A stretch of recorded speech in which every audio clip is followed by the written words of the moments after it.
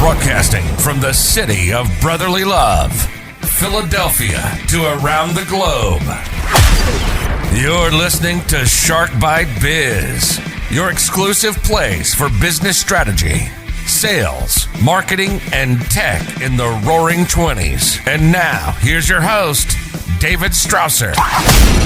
Welcome to Shark Bite Biz Business Podcast. I am your wonderful host, David Strausser, and for today's show, we are going to take a little bit of a different turn.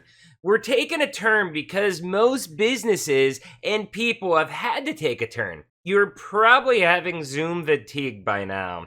All your meetings, webinars, conferences are all being done digitally. Think about that. You know, if you're doing a webinar or a digital conference or a staff meeting, you know, just even with just your own employees, how do you keep them involved during the meeting so that they don't multitask, drift off into dreamland? Yeah, it's pretty challenging.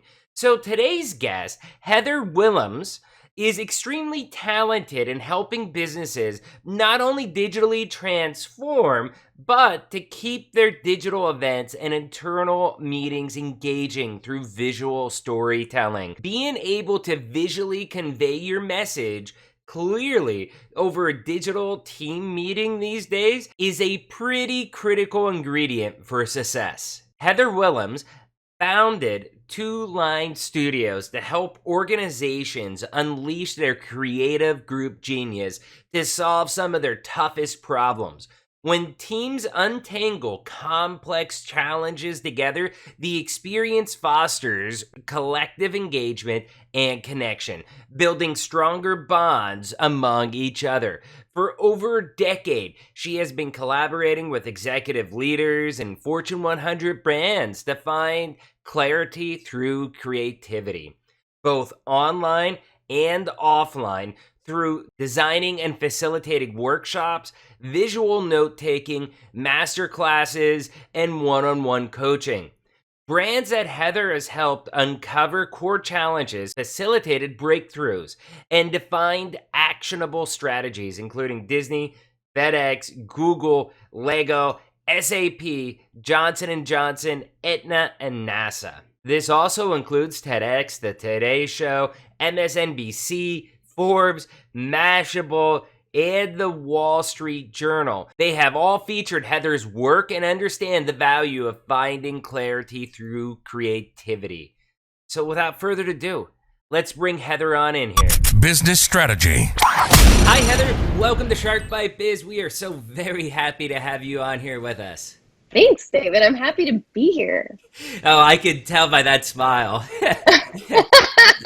So, first question right out the gate. I ask everybody the same thing. It's a real softball question to kind of get the conversation going. Why don't you tell us a little bit about who you are and about your background and your experience? Sure. Heather Willems. I'm the CEO and founder of TwoLine Studio.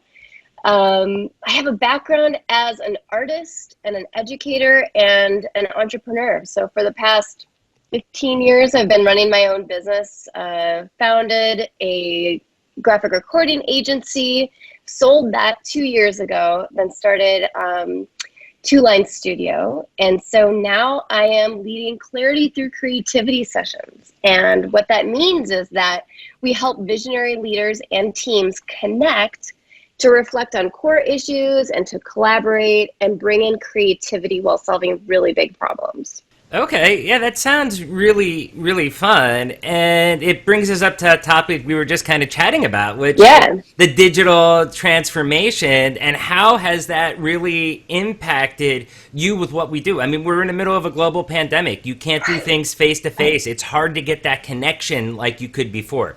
How has that changed or impacted your business?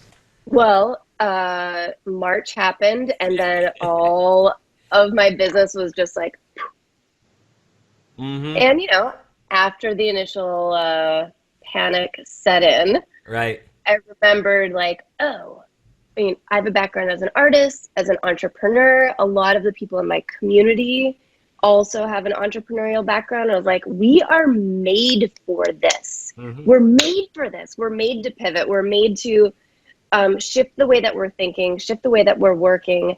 And, we met through SAP and the work that I've been doing there. But, in my background, I've been doing a lot of graphic recording and using my creative skills in the tech industry. Right. So it just was like natural to be like, okay, what do people need right now?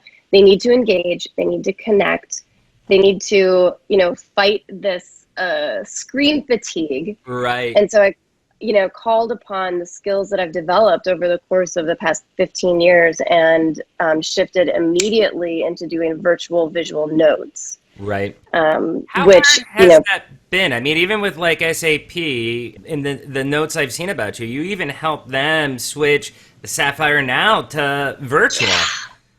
Yeah. Yes. So it wasn't too difficult for me to switch over. I mean, there's new tools out there that are awesome, that are coming up, emerging, like Miro and Murals and all these different collaborative tools, which was very exciting to use. But I've been working digitally for years and years in this way. And actually I've worked with SAP and on Sapphire Now, my team, my former company, we worked with Sapphire Now for about 6 years. Wow. And started out doing the visual note taking in an analog way on big boards up at the front of the room. But through Sapphire, they're just like, we're all about digital transformation. Right. So probably even back to like 2013, I'd started doing this work digitally, and it was just, we're talking about our Dutch and German background. So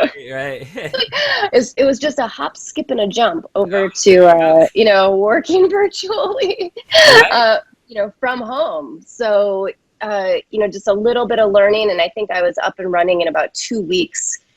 Just jumping in to help, entrepreneurs, but then also help some of my Fortune 100 clients as well. Right. So it sounds like with some of the work going back, like you said, down to 2013, it's kind of like you were preparing for this global pandemic already ahead of the curve. I mean, well, I started doing this work back in 2008. So really in the last financial crisis is when I started the business. And I think the very first iPad came out right around that time. I don't know. I still have it. It's like buried in the closet. It doesn't work anymore.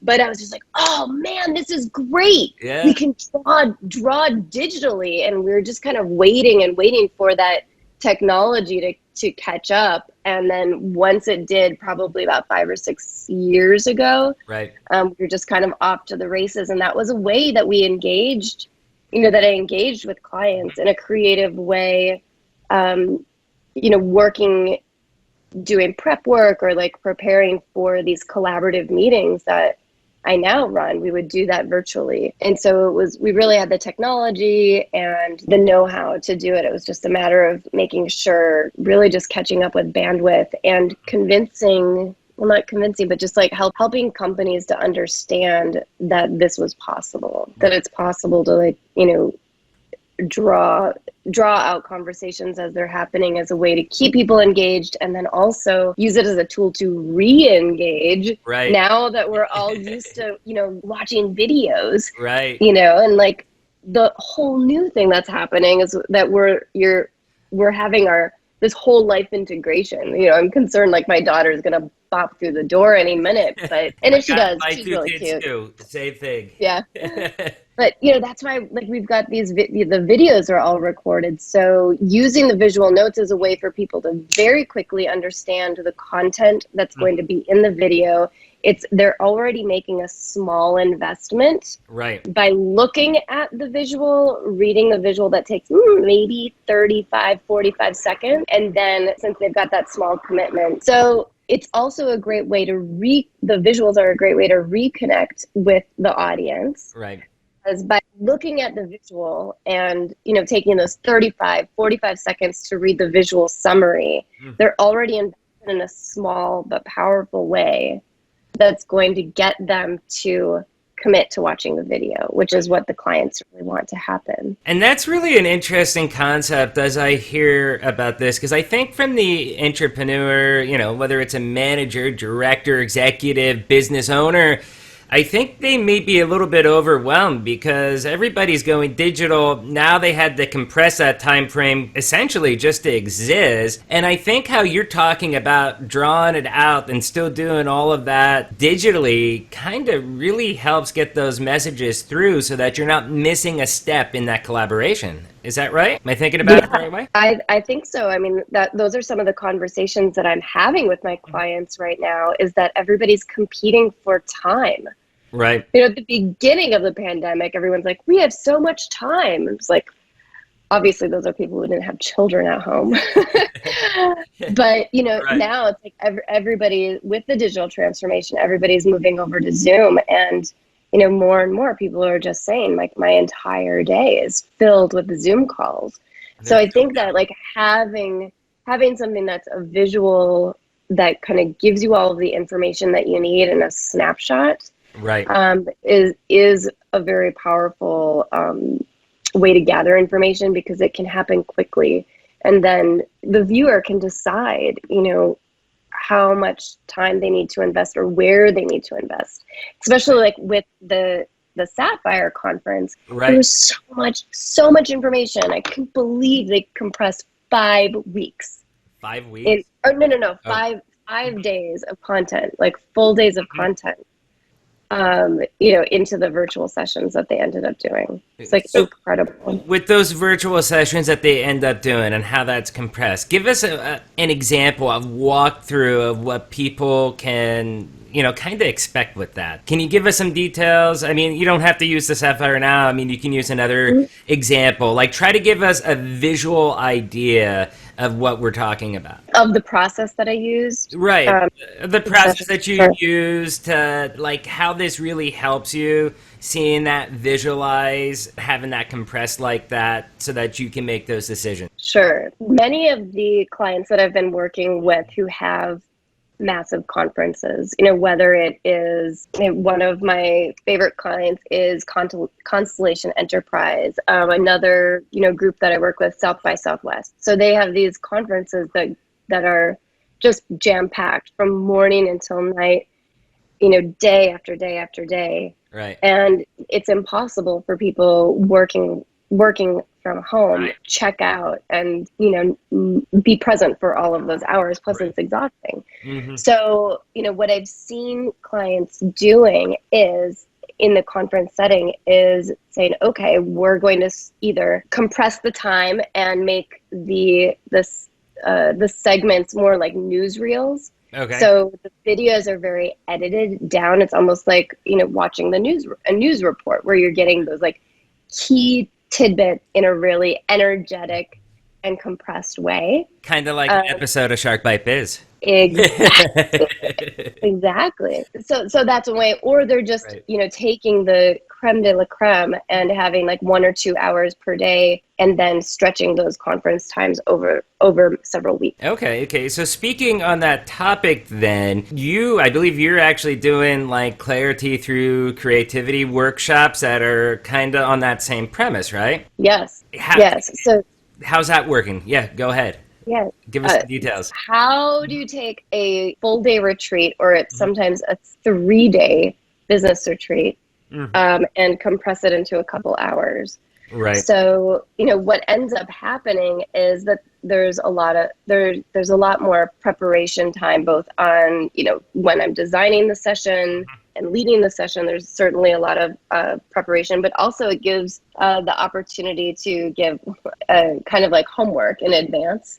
Mm-hmm. So people are doing a lot of individual learning in advance of the session, and then you're getting the contents delivered in a very concise way. Some exercises are presented, and then those are taken after. Sorry, you believe going this way then is something that it actually leads then to more productivity at the end, because you're getting the info in more bite-sized, you're able to have more time to do research, and you're not seeing all maybe the nitty gritty granular stuff that's really not that important to the average person, right? Well, I think there is definitely a way to increase the productivity by having that intense focus and the singular focus. But then during the session, what's important is you're still having that time to collaborate. So, talking about some of those programs like Murals or Miro, and creating this time for clients to connect, for participants to connect in a creative way. And that's what I like to bring into the session, is getting people to actually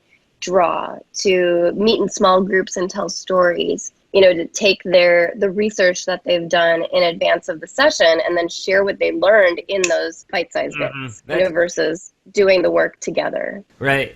Now, one of the other points that I have here with you is playing through fear. Oh, yeah. You want to tell us a little bit about that? Sure. So one of the playing through fear is a workshop that I've developed with my collaborator, Gary Ware.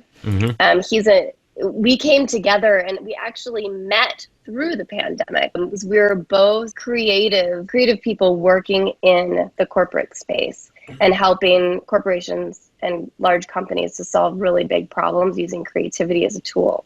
Right. So he's an improv artist, and then I'm also, I'm an illustrator and drawer. A lot of creativity right there. Yeah, it was very fun. And so you're mentioning that one of your friends that is trained in NPL. Yeah. Or NLP. Yes, and so NLP, excuse me. So Gary also has the NLP background. I've got the experience working, doing a lot of work on personal development, on business development, and then working, how to integrate that with family. So we really started talking about how the pandemic was affecting us personally, professionally, and in our family life. And we recognized that we have some really powerful tools using creativity as a way to tap into that fear, recognize it, and then turn it into something positive by just using neuroscience and using our whole bodies in order to quell some of those fears and then turn them into a productive act. Oh yeah. No, that's definitely, and people that listen to this podcast, they will hear that this is almost like a recurring theme. I don't know why, but a lot of the people we get on here, they're going to be a lot more on the creative side of things, in that type of entrepreneur type spirit, and a lot of them have a lot of the same messages that you're bringing to the table. And I think what that does is that it really validates what you're saying, that there's definitely truth to this and there's truth to the process and everything you're talking about. So I think one thing I wanted to ask you would be, from your business development side, your sales side, how do you feel the global pandemic has really affected you in those regards? And I know you've been doing things virtually and stuff like that, but has there been any other changes that you've made in those regards to kind of make a pivot? Well, I think during, when the pandemic first struck, right. And I was like, okay, so I just kind of went to, how can I help other people? How can I help my clients? How can I help the folks that I really care about? And so, just took a quick assessment of who are the clients that I have the best relationships with and care about the most. Jump in, find out what their pain points are, and then start to solve some of those problems together. Right. So really just embracing the collaboration, really embracing this idea, that from improv, and also that happens through drawing too, is just don't be afraid to fail. Mm-hmm. That was one of the gifts that we got, right? It was just everybody was thrown into the future very quickly, a future that we've been preparing for a super long time, but nobody really been embracing. Right. Now that's one thing. That's one thing I'm going to say. With Vision 33, we have been lucky. I've always worked from home, even out in LA, not here in Philly. Most of our members work from home. We've been set up as a model of success for working remotely. With that, when you were just saying a couple minutes ago about the Zoom fatigue, we had that. We use Microsoft Teams here at Vision 33, and we love it so much better than Skype for Business, I must say. Yeah. But when you're in hour call, 2 hour calls, 3 hour, looking at a screen all day, it does get redundant. And Right. it's like, oh my God, I just want to poke my eyeballs out. Right. So that was something that I dove into, that redundancy and like that thinking about the fatigue, because I'm the type of person, I'm like walking around constantly, like, I'm a kinetic learner, a Right. visual learner. And so to sit still is painful for me, Yep. as many, many, many people are. So, when my clients are like, we just had a 3-day collaborative learning session go virtual, like what the heck are we going to do? I kind of dove into all of my experience being a facilitator and started to think, okay, how do we reduce each one of these modules into a 10-minute learning session? How do we switch it up so we have multiple voices speaking throughout the session? It's not just one person droning on. How do we get people to engage, like going into breakout teams? Like, how do we give them permission not to be staring at, the camera the whole time, and allow them to draw? And like, I think so too. And that's one of every time I'm leading a workshop, I give people permission to just doodle and draw throughout the entire session, because actually it only benefits all of us. There's been many studies that have been done that when you're drawing along with somebody who's speaking, or you're doodling while you're engaged in a conversation, you are not only going to communicate your ideas more clearly, but you're also going to remember the study that I like to reference. You're going to remember 29% more information if you are drawing at the same time as you're in a conversation. You're making me question my childhood right now. All the times I got yelled at there at high school. No. Too bad you didn't have that little study done, Yeah. 20 years too late, right? Right. But it really, so I always give people permission to like doodle and draw while they're in these sessions. I do it myself, I've got it here right now, just to keep that, And here I thought you were taking notes. I'm taking notes in my special way. You drew a shark. You're good. Yeah, yes. One thing that you're saying, like with that bite-sized segment, what I personally feel, I see everybody, okay, all the events were canceled.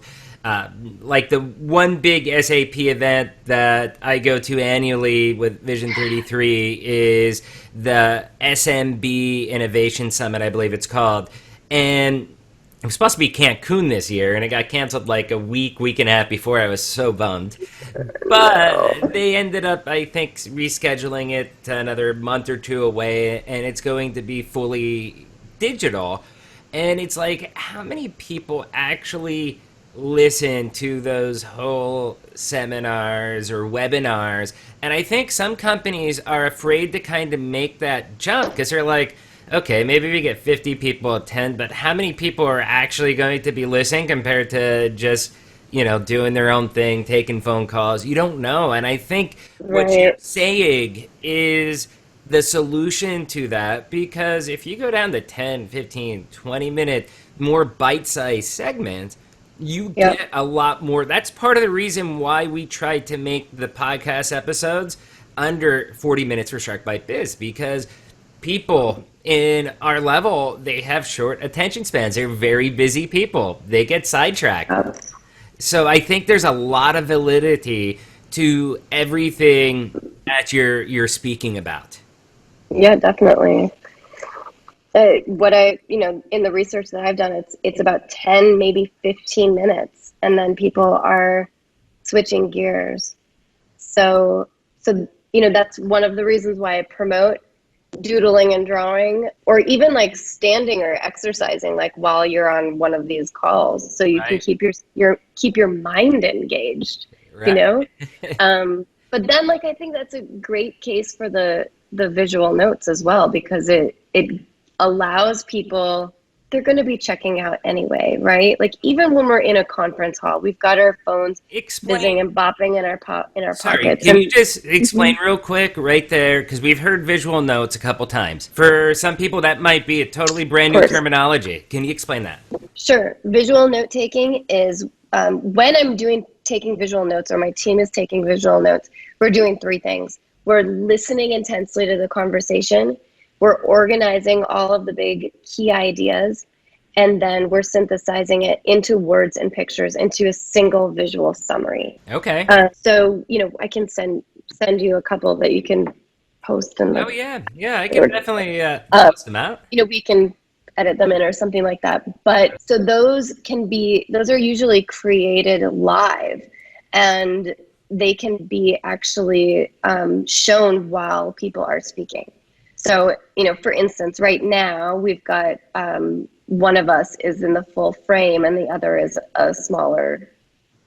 Right. So I'm speaking right now, but it could, using a Manycam or like one of the tools that we have now, you could actually be seeing my iPad and seeing the drawing come to life.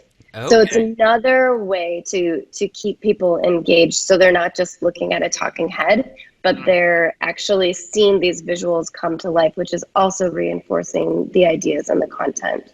Yeah, that's a great concept. I don't think I've seen that take place to at least a degree that I'd like to, where it's actually, really satisfying and a good demonstration of it. That's something I think I'd like to personally learn more about than offline, just so that it can help make me more effective when I'm trying to wow my superiors. Yeah, absolutely. I'd be happy to talk about it. Thanks. So before I forget, I do want to talk about, you have a book out. Yep. I see it so gorgeously placed behind you. Draw Your Big Idea. You want to tell us about that? It was a previous top seller on Amazon? It was, actually. So it's Draw Your Big Idea. And so with my last agency, I was able to send our team around the world drawing, doing graphic recording at conferences and in meetings. And we actually worked with a lot of the Fortune 100 companies and their leadership teams doing strategy work. And so we built this book. It not only teaches some of the visual note taking that we were talking about, and some of the basic skills of drawing, but really what it does is it's a book about strategy, and it's all of this strategy work that I've done, from marketing to on consumer products, to working in launching a new tech product, on product development. And then I co-wrote it with Nora Herding. And so we also layered all of that strategy work on top of how we created the business. And so broke down how we created the business into 10 steps. And it's kind of it's a workbook for entrepreneurs, for intrapreneurs, entrepreneurs. So anybody who has a big idea that they want to launch out into the world, this book, chapter by chapter, gets you ready and gives you the resources that you need in order to have the confidence to launch that new idea. That's awesome. That is a great summary. And looking at some of those pages, I could definitely see, how it can help. I just had visuals going off in my head of, it's almost, I don't know, I kind of view it like, hey, you're drawing things out on a whiteboard per se, but I think that's going to give you a more structured format of how to develop the plan. Yeah, absolutely. So like when you have a professional facilitator, graphic facilitator team in the room, we are taking those notes for the team, so you can reflect on the information, so you can actually see what you're saying and form, bridge the gap between two disparate ideas. But when you're just starting your business, or you have a new idea that you want to launch, and I work with entrepreneurs and I coach entrepreneurs who are scaling up their businesses, and I hear over and over again that they've got all these great ideas, but they're afraid to get them down on paper. Well, this book, it's all business strategy, and it's done in a visual way. So it's inviting you to draw out those ideas, to look at them from a new perspective, and it helps you to actually commit things to paper in a fun and creative way, just to give you a new perspective and a new way to capture that information and process it. Right. We just had William Hung on. In fact, his episode came out Monday, this past Monday. And that's one of the big things that he was also on here. You know, you have to dream big, but you also have to Yes. kind of plan it out and develop it. And we were talking. This is my personal philosophy here. Everybody's always like, "Hey, David, you got your heads up in the clouds," and I'm like, "No, it's not. I have one eye on the future. This is where I want to go, but I have one eye on the present. The decisions I make today is going to get me to the future where I want to be." Is that the right Yeah. assumption? Absolutely. And I am also one of those big dreamers. Like, we could do this and that and Yeah, this. yeah. But and I think that's a beautiful quality that like a lot of leaders have, like the visionary leaders that I love to work with have that Right. quality. And it's like fleshing that idea out, making it visual that you can see it. But then the important stuff is what you just said, is looking from that future state, standing in that future state, and then looking backwards Yep. to where we are in the present and asking yourself, asking teams, what were the big milestones that you needed to overcome in order to get to that future state? Right. And just like looking from the future back to the present makes it so much easier. Yep. You know, it's like, yeah. Anyway, you get it. So, No, I so then totally it like, get it. and then when it's visual up in your space, and I should have mine up in my space as well. But you start to map it out, and then you're just like, oh, this is the next step that I have to get to, and like these are the things that I need to do this week, today, this hour, in order to take those baby steps that are going to get me to that vision of like this amazing future that we as visionary leaders are able to imagine. Yeah, definitely. And I think I love it.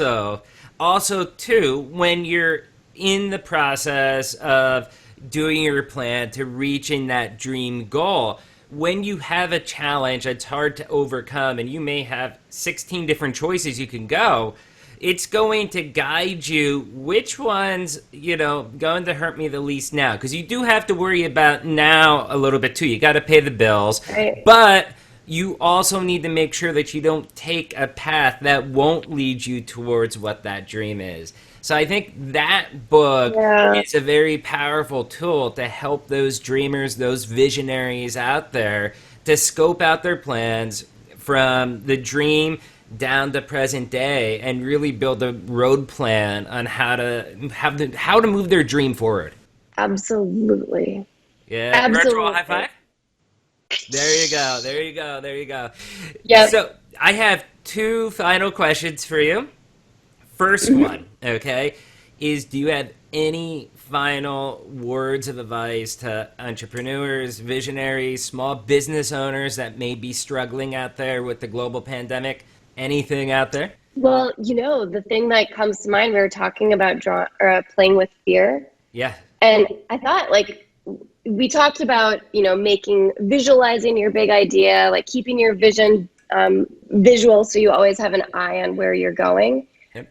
But also in the present, if you're feeling that sort of anxiety or uncertainty, one of the tips that I have is to get out your pen. Oh, I actually did draw a little bit of a little shark. There you go. But to get your pen out and just to start drawing, even if it's nonsensical, because when we are drawing, we're not good at multitasking as human beings. And if you're putting pen to paper and you're doodling, you're using your kinetic energy, and our brains can only really do one thing at a time. Right. So if we're not thinking about the fear, we're not thinking about the uncertainty, because we've got our pen to paper and drawing, it's going to calm us down. And before you know it, your breath starts to get into a rhythm, your heart starts to calm down, and you start to gain a little bit of clarity. Whatever problems that were coming to mind, it works with journaling as well. Just putting pen to paper is very important for that, to get that kinetic motion to calm down the nerves. Almost like a distraction in a way. I've found that, like, hey, I'm super worried. Exactly. Especially, like, look with Vision 33. Quarter one, I'm not going to lie, it was disastrous because we're setting up the closed deals, and then March 23rd, essentially every state, I run from DC up to Maine with them, essentially every state was closed for business. Every single deal got postponed, and I'm freaking out, and I just had to go out, distract myself, get that off my mind, and then from there, I was able to, strategize. What do we have to do? We're not going to close deals, so why don't I shift to the base and get these things? It allowed me to better prioritize and not do a knee-jerk reaction out of fear. Mm-hmm. Yeah, it helps you to kind of like address it and look it in the eye. Exactly. And you can do that through exercise and running, but you wouldn't always have time to like go and do a 3-mile run. So taking out a piece of paper, doodling for even just a minute, 3 minutes, helps you to gain that focus back. No, that's totally great advice. So now it's time for the very last question. Yeah. How can people get in touch with you? Sure. Well, I'll give you 2 places to visit. Okay. On all of my social handles, you can reach me directly at Heather_Willems. So it's HEATHER_Willems, and it's WILLEMS, but Dutch spelling. Yes. Or you can visit me at my website, and our team is there. It's www.TwoLineStudios.com. And for everybody out there in YouTube, I'll have the link in the description. Heather, thank you. I think this was a pretty pleasant conversation. Well, thank you. I think it was a pleasant conversation as well. People get a lot of good value out of it. I hope you enjoyed it, and I hope you come back in a couple quarters from now. Hopefully we can talk post-pandemic and how many things with the visual learning have actually stuck around. Yeah, we'll get those maps out and we'll compare visual notes. Yeah, perfect. Thank you again. We'll be in touch. Bye-bye. Yep, thank you. Wow, that was a great interview, right? Heather is so much fun, entertaining, and extremely knowledgeable. I think that's kind of why Heather and myself get along so good, because we're both outside of the box thinkers.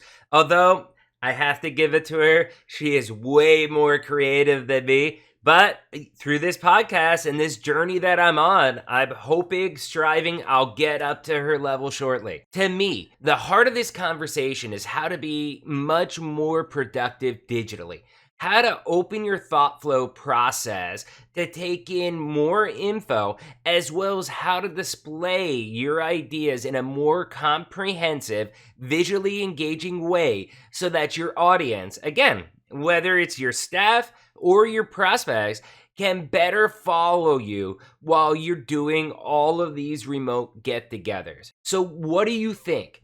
Does this help you open your mind into new possibilities of how to display info? Leave a comment down below on YouTube, and no matter what platform you're on, don't forget to smash that like button. Again, I'd really like to ask all of our viewers and all of our listeners to please show your support for this growing channel by hitting that subscribe button. We're starting to build a real audience, and by interacting with the channel, you're going to help more business-minded folks like us see more of this great content. We're growing as a channel. My ability to be a host, I'm learning on the go. I wanted to learn. I said, hey, I'm going to take you all with me for the ride. Every episode, I think I'm getting better.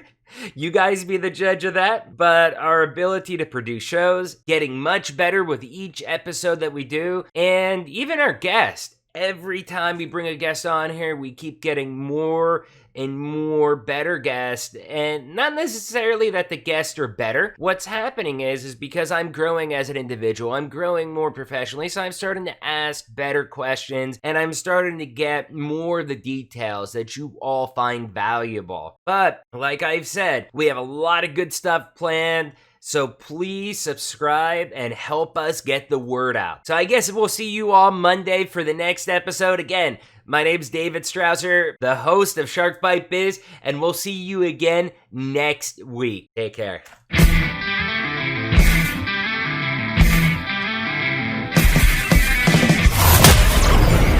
Thank you for listening to Shark Bite Biz. We hope you got some insightful info from this podcast. Be sure to subscribe to us through your favorite podcast app and visit us on the web at www.sharkbitebiz.com. How has business changed for you in the 20s? Email us at podcast@sharkbitebiz.com so you can join us and share your story.